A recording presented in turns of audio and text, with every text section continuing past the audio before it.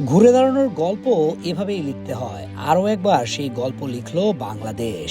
1-0-তে পিছিয়ে পড়ার পরেও সিরিজ জয় 2-1 ব্যবধানে। আইরিশদের বিপক্ষে সিরিজ নির্ধারণী ম্যাচের নায়ক হয়ে গেলেন রিশাদ ও মুস্তাফিজুর রহমান।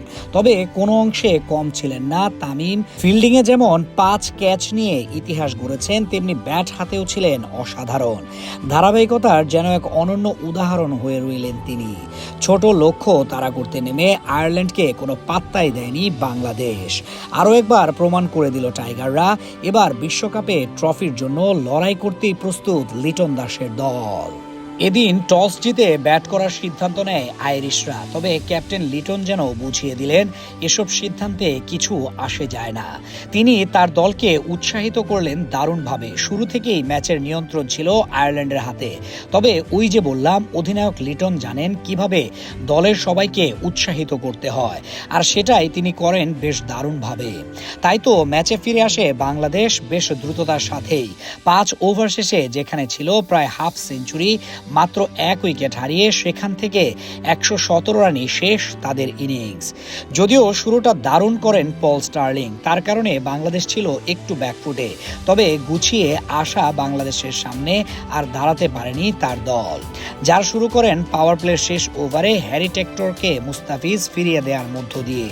পরের ওভারে শেখ মাহিদি বিদায় করেন লোরকান টাকারকে। এরপর কার্টিস ক্যাম্পার এসে খেলতে শুরু করেন ওয়ানডে মেজাজে। সেই সুযোগ কাজে লাগিয়ে 16 বলে 9 রানে তাকে বিদায় করে দেন রিশাদ হোসেন। তাতে করে জমে ওঠে লড়াই। মূলত ম্যাচটি হেলে যায় বাংলাদেশের দিকে। তবে নিয়ন্ত্রণ পুরোপুরি নিজেদের করে নেয় বাংলাদেশ যখন বিদায় করে দেয় পল স্টার্লিংকে। রিশাদ তার পরের ওভারে এসে স্টার্লিংকে বিদায় করেন 38 রানে। বলা যায় এই উইকেট পতনের সাথে সাথে ইনিংস হতে ছিটকে যায় আয়ারল্যান্ড, কারণ এরপর বলার মতো আর কেউই ব্যাট করতে পারেনি। পারবেই বা কি করে?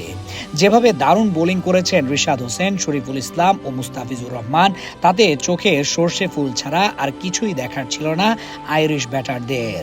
4 ওভার বোলিং করে মাত্র 21 রান খরচ করা রিশাদ শিকার করেন 3টি উইকেট। এই ম্যাচই শেষ ম্যাচ দেশের মাঠে। এই বছর আর খেলবেন না তিনি। এরপর উড়াল দিবেন বিগ ব্যাশের জন্য। তার আগে যেন ভালো এক অনুশীলন হলো তার। দারুণ বোলিং তিনি একাই করেননি, করেছেন মুস্তাফিজও। তিনি শিকার করেন 3 উইকেট। তবে 1 ওভার কম করা ফিজ খরচ করেন মাত্র 11 রান। এদিকে 3 ওভারে 21 রান দেয়া শরীফুলের শিকার ছিল 2 উইকেট। সব মিলিয়ে বাংলাদেশের বোলিং ইউনিট ছিল বেশ অসাধারণ।